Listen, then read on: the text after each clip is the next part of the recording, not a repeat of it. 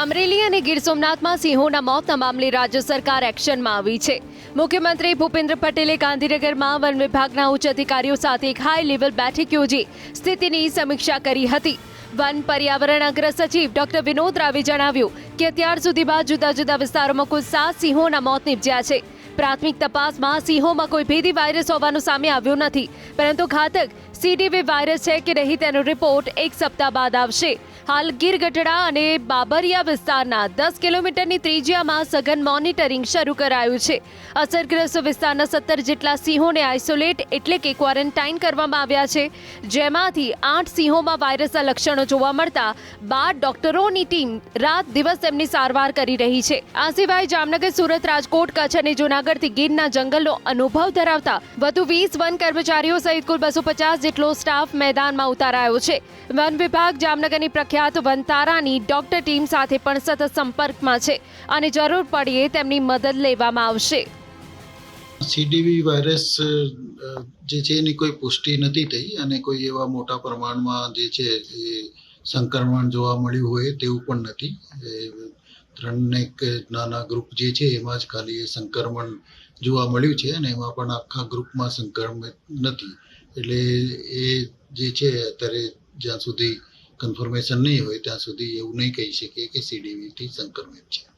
વધારાના કર્મચારીઓ જે અગાઉ આ વિસ્તારમાં કામ કરેલા છે અને આ વિસ્તારથી વાકેફ છે આ કામગીરીથી, એને મદદ માટે કે અત્યારે વધારે બાકી સ્ટાફને પણ મદદ મળી રહે એ માટે બીજા વિસ્તારોમાંથી એને થોડાક સમય માટે બોલાવવામાં આવ્યા છે। અમારા વિભાગ દ્વારા વનતારાના સતત સંપર્કમાં અમે રહીએ છીએ અને અત્યારે પણ જે છે એના સંપર્કમાં જ છીએ અને જરૂર પડશે તો એની જે ટીમ છે એને પણ અમે સાથે બોલાવી લેતા હોઈએ છીએ અને અત્યારે જે છે અમારા સંપર્કમાં છે, પરંતુ અત્યારે બોલાવવામાં આવ્યા નથી। અમરેલી અને ગીર સોમનાથમાં સિંહોના મોતના મામલે રાજ્ય સરકાર એક્શનમાં આવી છે। મુખ્યમંત્રી ભૂપેન્દ્ર પટેલે ગાંધીનગરમાં વન વિભાગના ઉચ્ચ અધિકારીઓ સાથે એક હાઈ લેવલ બેઠક યોજી સ્થિતિની સમીક્ષા કરી હતી। વન પર્યાવરણ અગ્ર સચિવ ડોક્ટર વિનોદ રાવે જણાવ્યું કે અત્યાર સુધીમાં જુદા જુદા વિસ્તારોમાં કુલ 7 સિંહોના મોત નીપજ્યા છે। પ્રાથમિક તપાસમાં સિંહોમાં કોઈ ભેદી વાયરસ હોવાનું સામે આવ્યું નથી, પરંતુ ઘાતક સીડીવી વાયરસ છે કે નહીં તેનો રિપોર્ટ એક સપ્તાહ બાદ આવશે। હાલ ગીર ગઢડા અને બાબરિયા વિસ્તારના 10 કિલોમીટરની ત્રિજ્યામાં સઘન મોનિટરિંગ શરૂ કરાયું છે। અસરગ્રસ્ત વિસ્તારના 17 જેટલા સિંહોને આઇસોલેટ એટલે કે ક્વોરન્ટાઇન કરવામાં આવ્યા છે, જેમાંથી 8 સિંહોમાં વાયરસના લક્ષણો જોવા મળતા 12 ડોક્ટરોની ટીમ રાત દિવસ તેમની સારવાર કરી રહી છે। આ સિવાય જામનગર, સુરત, રાજકોટ, કચ્છ અને જૂનાગઢથી ગીરના જંગલનો અનુભવ ધરાવતા વધુ 20 વન કર્મચારીઓ સહિત કુલ 250 જેટલો સ્ટાફ મેદાનમાં ઉતારાયો છે। વન વિભાગ જામનગરની પ્રખ્યાત વનતારાની ડોક્ટર ટીમ સાથે પણ સતત સંપર્કમાં છે અને જરૂર પડ્યે તેમની મદદ લેવામાં આવશે। સીડીવી વાયરસ જે છે એની કોઈ પુષ્ટિ નથી થઈ અને કોઈ એવા મોટા પ્રમાણમાં જે છે એ સંક્રમણ જોવા મળ્યું હોય તેવું પણ નથી। 3 એક નાના ગ્રુપ જે છે એમાં જ ખાલી એ સંક્રમણ જોવા મળ્યું છે અને એમાં પણ આખા ગ્રુપમાં સંક્રમિત નથી।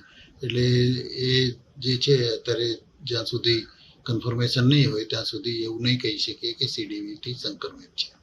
વધારાના કર્મચારીઓ જે અગાઉ આ વિસ્તારમાં કામ કરેલા છે અને આ વિસ્તારથી વાકેફ છે આ કામગીરીથી, એને મદદ માટે કે અત્યારે વધારે બાકી સ્ટાફને પણ મદદ મળી રહે એ માટે બીજા વિસ્તારોમાંથી એને થોડાક સમય માટે બોલાવવામાં આવ્યા છે। અમારા વિભાગ દ્વારા વનતારાના સતત સંપર્કમાં અમે રહીએ છીએ અને અત્યારે પણ જે છે એના સંપર્કમાં જ છીએ અને જરૂર પડશે તો એની જે ટીમ છે એને પણ અમે સાથે બોલાવી લેતા હોઈએ છીએ અને અત્યારે જે છે અમારા સંપર્કમાં છે, પરંતુ અત્યારે બોલાવવામાં આવ્યા નથી।